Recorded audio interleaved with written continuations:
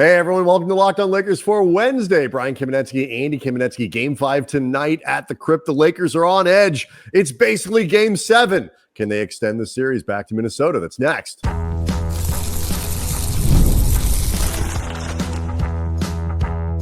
You are Locked On Lakers, your daily Los Angeles Lakers podcast, part of the Locked On Podcast Network, your team every day.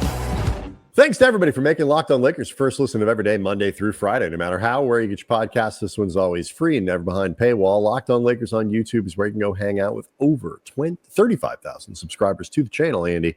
All of whom are wondering whether or not the Lakers can push this series back to Minnesota for what is technically Game 6, but will be the second Game 7 for the Lakers. They need to win 3 of them. To get out of the first round, pull off the 3-1 comeback. Want to let everybody know that today's episode is brought to you by Game Time. Download the Game Time app, create an account, use code LOCKEDONNBA for $20 off your first purchase. Needless to say, Andy, you were down in El Segundo on Tuesday afternoon. The Lakers practicing ahead of tonight's game. They are certainly aware of the predicament that they're in. They will be treating Game 5 like it's Game 7, which makes sense because they treated Game 4 like it was Game 7. So why let up now? Well, I guess so. I mean, and for what it's worth, Brian, obviously referencing JJ Redick's decision to play all 5 of his second half starters, all 24 minutes, something that we're not going to go round 3 of our debate about this decision, but I did ask JJ. I would like to point out JJ Redick agreed with me. Yes, so, he is the head coach of an NBA team, knows more basketball than you will ever forget.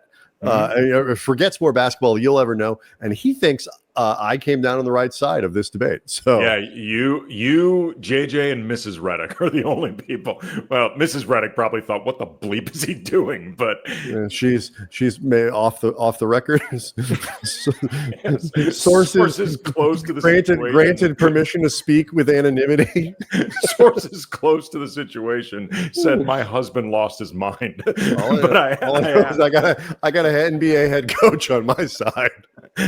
I did ask, though, JJ, just because this is something I've brought up, the idea of trying to message to Jared Vanderbilt, Gabe Vincent, Jordan Goodwin, the 3 guys that typically would be playing at some point in the second half, that this should not feel like the glaringly obvious lack of confidence in them, and basically what you do as a coach to try to avoid that. He said, quote, "Yeah, I spoke to everyone yesterday that would have potentially played in the second half. They all understood it. There was no issue with that."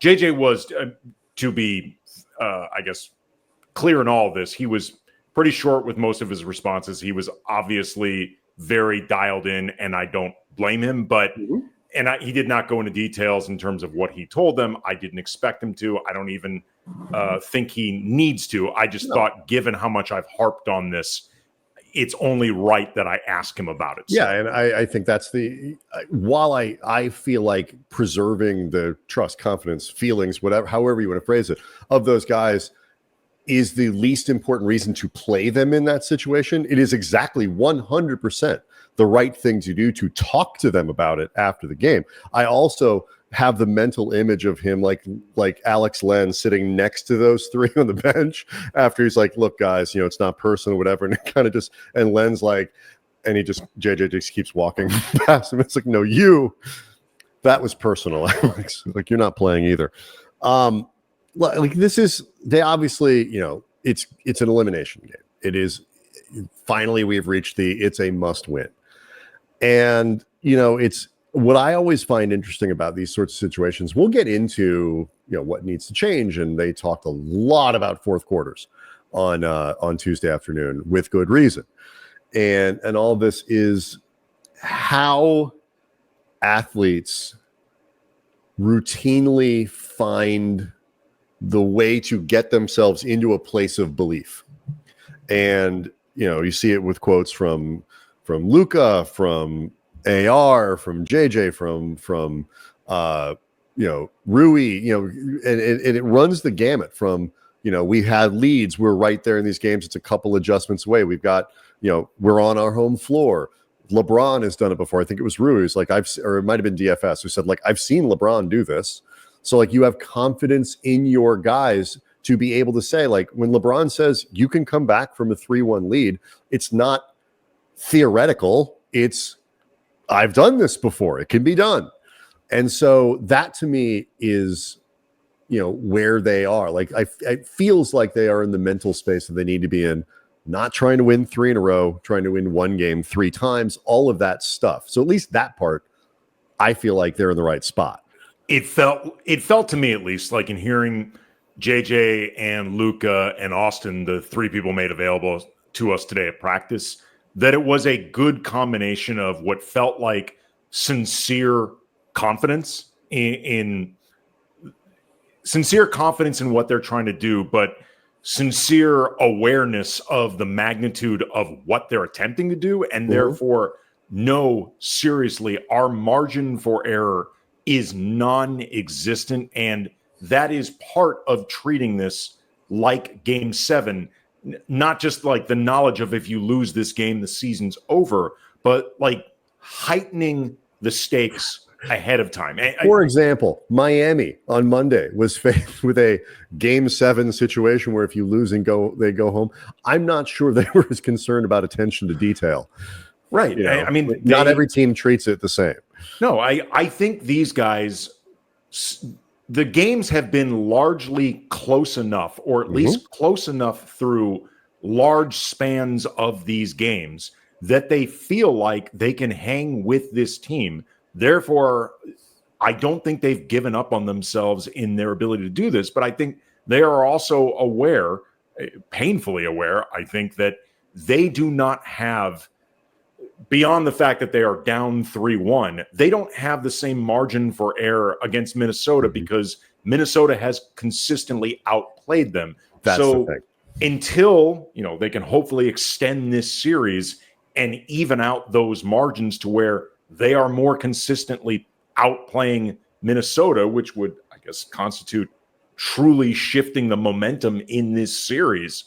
They have to treat, Austin talked about this, how they have to treat every single possession with a high degree of importance. I also could not help but think about hearing JJ and Austin and Luka talk about treating this Game 5 as a Game 7. I really wish they had treated Game 1 as Game 7 because, man, did they go into that one nonchalant. It's a great point. Like, we don't need, we'll get back into the rest of the series, but like, in terms of like talking about JJ Redick and learning curves and mistakes and this, that, whatever, honestly, and both the idea of like, let's get our guys off of their feet. Let's extend, because LeBron had a 1 to 2 week injury. I'm not sure if they'd gone and scrimmaged, LeBron would have participated in that.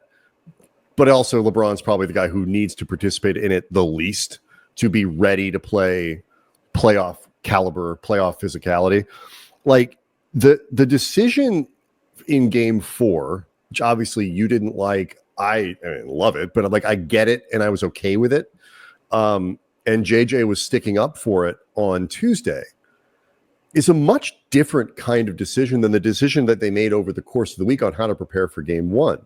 It's all part of the same kind of learning curve. I'm not even sure those are rookie mistakes. No, but they're just, they're, I happen to think that, if this Game 4 was I don't think it's a colossal mistake. It's right. You are faced with a bunch of really difficult decisions, none of which have obvious, like this is the obvious way to go. And you can say the same thing in about how you prepared for Game 1. But the thing is now, it's not just Reeves, and we'll get to this when we get back. It's not just Reeves plays better. It's not every possession has to be every decision JJ makes in this game has to be not Game 5. Start with Game 5, and then hopefully Game 6, and hopefully Game 7. They all have to be. He's got to almost bat 1,000.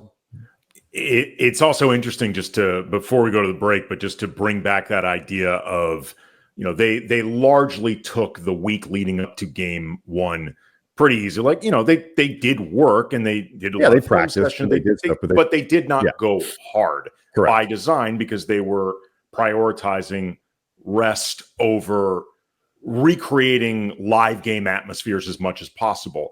That clearly did not create the right mentality for game one. There was a shorter break in between game one and game two. They went pretty hard the day before game two, and we can all agree game two, they came out with the right physicality, right mentality. JJ was asked about whether the idea of, I got the impression that they went pretty hard during Tuesday's practice, like the idea of whether that could carry over in the same way for game five positively like it did in game two. And JJ basically said, I don't even know, because the context now is so different. Absolutely. So to your point, all of these decisions now become magnified and really, really tense. And we just look at the results and decide if they were good. Plenty more to get into what does need to change for the Lakers, and is their confidence in their ability to come back justified? Get to that next. Locked on Lakers is brought to you by Car Gurus. Shopping for a car should not be stressful or exhausting. It should be, at the very least, low-key, mellow, maybe even exciting. But between confusing prices and hidden fees, it can always feel overwhelming. I have used Car Gurus to help me go find a car. In this case, it was a Honda Odyssey, a used Honda Odyssey. And it really made the whole process so much easier, because I got great listings in my area, obviously in and around LA, as far from my house as I wanted to go find a car. They could show me what was available in my area for the exact kind of car I was looking for. They verify the dealers. They provide, this is my favorite part, actual analytics on what you're getting for the price. So like, I knew this car is well priced. This is about what people are paying. This one's a little too high, whatever it might be, all of it side by side. So I could figure out what kind of car I wanted without second guessing myself. So if you need a deal you can trust, Car Gurus makes it easy to compare vehicles with unbiased rankings. You get price drop alerts. So if the car you're looking for, maybe tracking it, if it goes down a little bit, you can jump in and make sure you're staying within your budget. Buy or sell your car today with Car Gurus at cargurus.com. Go to cargurus.com to make sure your big deal is the best deal. That's cargurus.com. cargurus.com.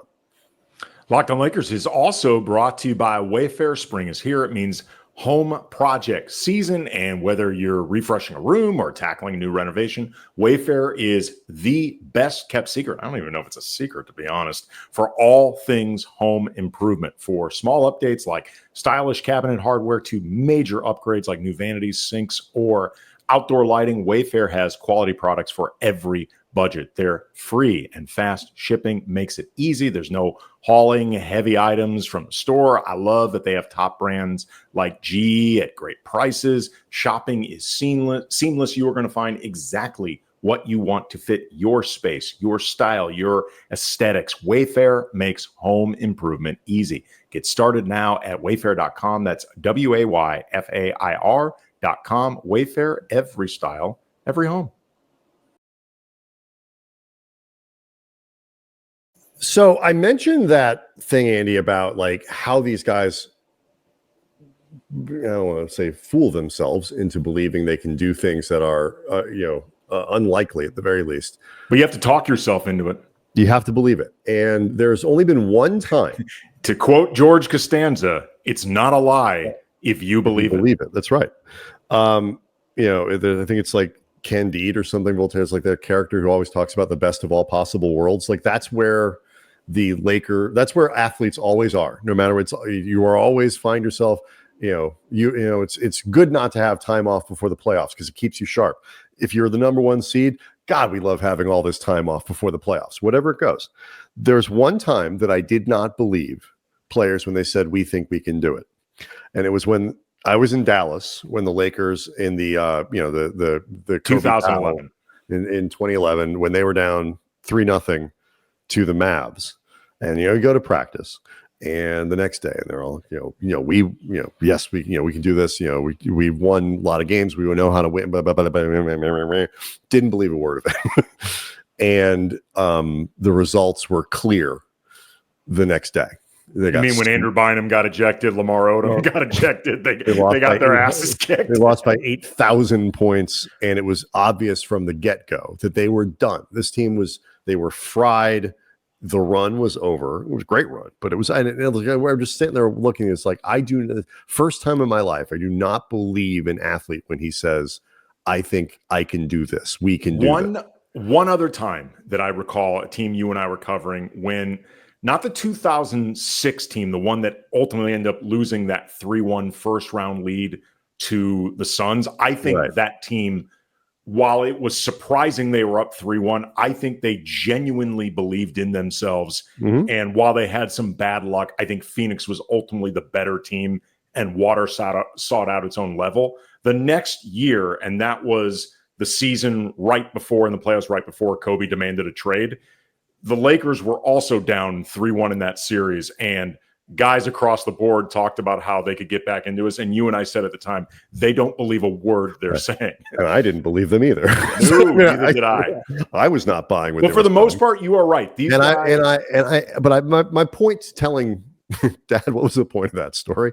I believe the Lakers when they say that they believe they can come back, and I think they understand they've put themselves in a very deep hole. But I do think the confidence in their ability to do this thing is justified. Whether it's because, like I think it was DFS after the game. It's like, LeBron, I've seen LeBron do, whether it's confidence in the players that you have on your team and knowing that we've got 2 games, like we got to win tonight. We got to win 1 game on our home floor. We've been great at home all year. We can win game 5, and then we'll figure out games, whatever it is. And then you can go, well, we had a 10-point lead going in the fourth quarter in game 4. We had a lead in the fourth quarter in game 3. We have to figure out how to play the last 5 minutes of every game. And this is not a new problem for the Lakers. Actually, let me take it one step further, just because it was something that both I know Austin and I think Luka brought up as well. It's not just the idea of the last 12 minutes of a game or the last 5 minutes of those last 12 minutes.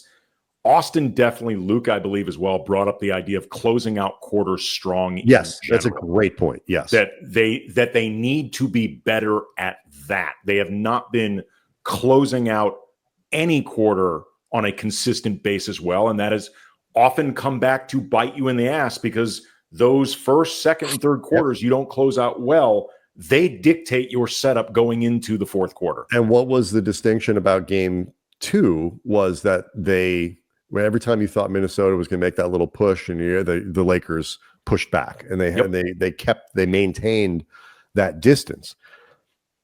So if the Lakers can be 15% better, not easy to do against Minnesota, but if they can you be 15% better at the end of quarters, at the end of games? Look, I mean, LeBron, for all the talk of, JJ good or bad choices in game 4, whatever, LeBron and Luka are playing 45 minutes in this game.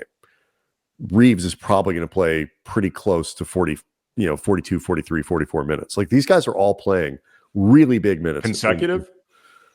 Possibly. I'm not discounting the possibility.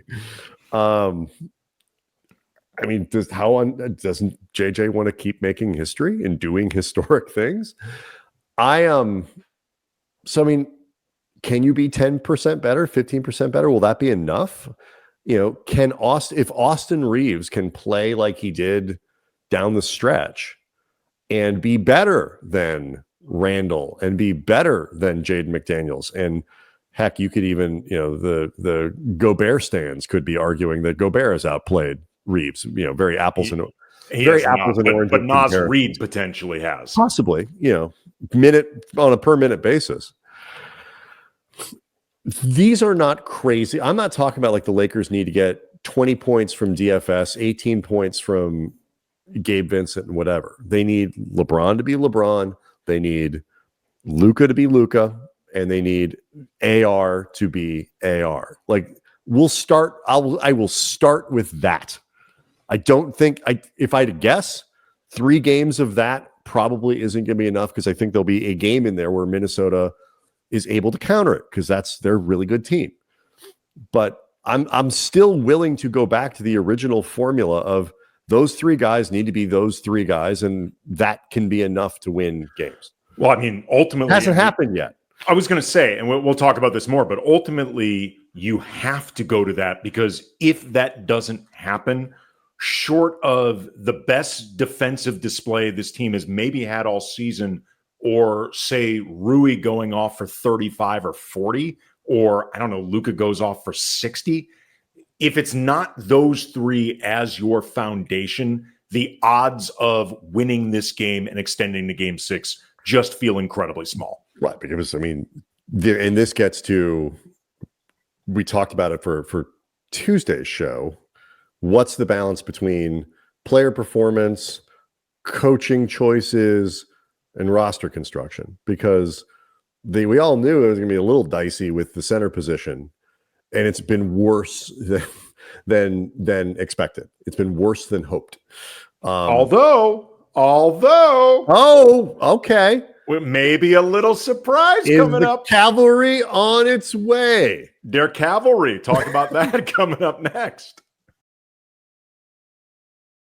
Locked on Lakers is brought to you by Game Time. There is nothing like the atmosphere of an NBA playoff game. Every bucket, every defensive stop, every moment feels huge, particularly in a Game 5 that is actually a Game 7. It is electric in the arena, and with Game Time, you can be a part of it without the stress of last-minute ticket hunting. Game Time makes it fast and easy to get playoff tickets, even when demand is sky high. Prices on the app actually goes down as tip-off gets closer, and the last-minute deals can save you up to 60%. Again, 60% off for buying last-minute with sports, concerts, comedy, theater, all these different options. The all-in pricing means no surprise fees at checkout. What you see is what you pay. Take the guesswork out of buying tickets with Game Time. Download the Game Time app, create an account.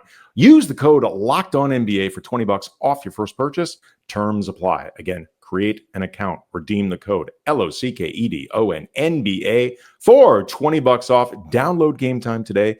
Last minute tickets, lowest price guaranteed. So if you're like Sandy out there hanging out in the YouTube nation, there are 35,000 subscribers strong. You check in on the injury report every single day to find out who might be available for the Lakers and who's riding in on his Viber. How do you say white in German? Weiss Schimmel, his white horse. But Maxi Kleber, he has been upgraded to questionable. Maxi Kleber has been upgraded to questionable. And JJ Redick said during practice that the Game 5 starting 5, TBD. Do the math, people. Like, you thought it was crazy that JJ played the same 5 guys for 24 straight minutes? JJ's like, F it, man. I'm going down with their dude, Maxi. That's my guy. All kidding aside, I would be surprised if Maxi Kleber is active for this game. But if the Lakers can manage to extend this series, I don't know how close Kleber is from questionable to probable to active. What's the difference between fraglich and probable? I don't know. But the closer we get to Maxi Kleber being available to actually play, the closer I think we might actually be to Kleber potentially getting 5-7 minutes, maybe, because my God, at this point they're out of centers. They don't. I mean, Jackson Hayes. Yep. I would be stunned if he's still in the starting lineup. I'd actually be shocked if he played. By the way, I hope that, if not for this year, certainly going into next year, Andy, we've tried very hard. Andy's worked, to his credit, to work very hard and to become fluent in Slovenian, as he has. He actually took German in high school and college. So like all you 1 year in college, but that's in college. Couple semesters. I didn't say, and I didn't even say you did well. I just said I didn't.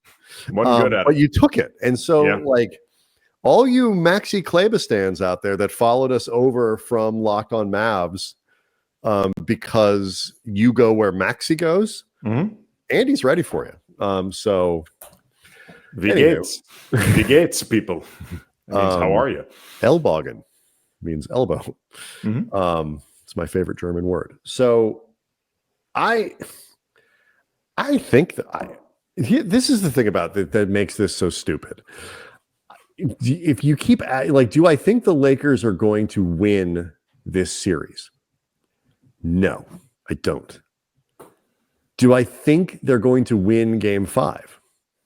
Yes, I do. And by the time we get to game 6, because generally speaking, I'm like, yeah, I think they're going to win. Like, this is a team that since they showed they were pretty good, unless they were playing like the Jazz or somebody like that, because that's been something that these terrible teams that they constantly seem to lose to. Every time they played like big games against good teams, I'm like, do you think they're going to win? Yeah, I think they can win this game. So like I still come back to they've got Luka, they've got LeBron. Austin Reeves has only sort of one direction to go, and they just need to be better. They need to be faster. Like, and Minnesota has done a great job of slowing them down, like literally with ball pressure, making it take 2 seconds longer, 3 seconds longer to get into an offense, whatever it might be. Like the Lakers got to figure that stuff out. Move, and like it's hard to do that 3 games in a row. Right, but you got to do it. I feel like the formula is right in front of them. Move effing faster. Like treat this with more urgency. I mean, like some of this is get into your sets quicker, move with more purpose. Like if you are taking the court, if you're taking the ball up court, whether made basket, whatever, and you're approaching half court and you see that we're at like 17, 6, like move your ass, like get going quicker. The longer you spend piddling around, dribbling the ball, giving a defense that is already really good, already really matches up well against you, more time to set, and then on top of it, less time for you to actually move the ball and try to create some type of advantage. Like this is one of those when we talk about, as LeBron said, control the controllables. Mm-hmm. As much as I know ball pressure has at times been an issue, I think particularly for Austin, there are also times where I'm like, you guys are creating your own problem here. How about one humble suggestion? 2-minute report, by the way, came out right after we finished recording Tuesday's show, and the NBA. I asked Luka about this day at practice. And he had the right answer, which was like, it's game's over. What do it sucks, but what are you going to do? And I bring that up not because like we need to rehash it. The NBA messed up. It was a very consequential call. If they didn't hold my beer, the Pistons Knicks game, it would probably be a bigger controversy than it already is. One thing that might have made that play not happen is if the Lakers could do a little bit better job of when you see Jaden McDaniels or guys like that putting, full court, 3/4 court ball pressure on a guy bringing the ball up, set a screen, come back and set a screen to get the guy loose and let him across the floor. Just make things easier for people. Move with urgency. Do stuff like that to give your guys a chance. Side note, side conversation. We don't have to go deep down the rabbit hole because we're not going to land on the solution in the next 3 or 4 minutes. But inbounding has been a problem for this team all season. They cannot forget the quality of the actual ATO or whatever. They can't just land on a halfway decent inbounder on a regular basis. Well, I mean, look, and who do you feel confident? You feel confident with LeBron. Like that was a challenging setup that they had there, where they had to get the ball over half court. But even LeBron's had some wonky inbounds. Yeah, but it was a bad pass thrown to a guy making a soft approach to the ball. Like Luka kind of came to the ball like it was, I don't know, late December, and they were in, I don't know, Orlando. I mean, or he was exhausted, one or the other. I don't care. I'm not saying I care. I'm just saying you cut to the ball. Sure. I just, not excusing it. I don't know if a minute and a half earlier in the fourth quarter meant he would have been coming any faster to that ball.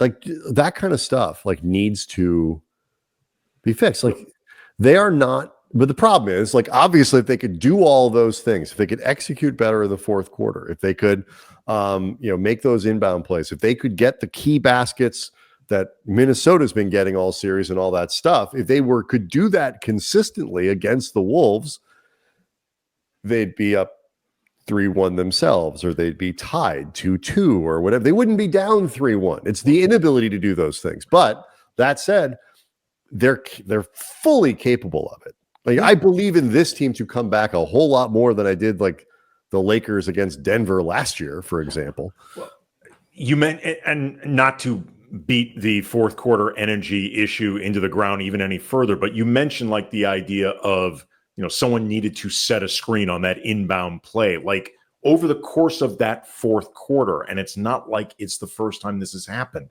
There was very little action, period. Yeah. Like there was nothing happening on the floor. And again, it's happened in and Redick talked about it. Like that part of his defense for like his choice was, it's not like you can say that we've been awesome in fourth quarters and oh my God, then we went into the tank. It's like we scored it was 32-19 or whatever it was. Like we've been in that ballpark for all the entire series. Our fourth quarter performances have been terrible.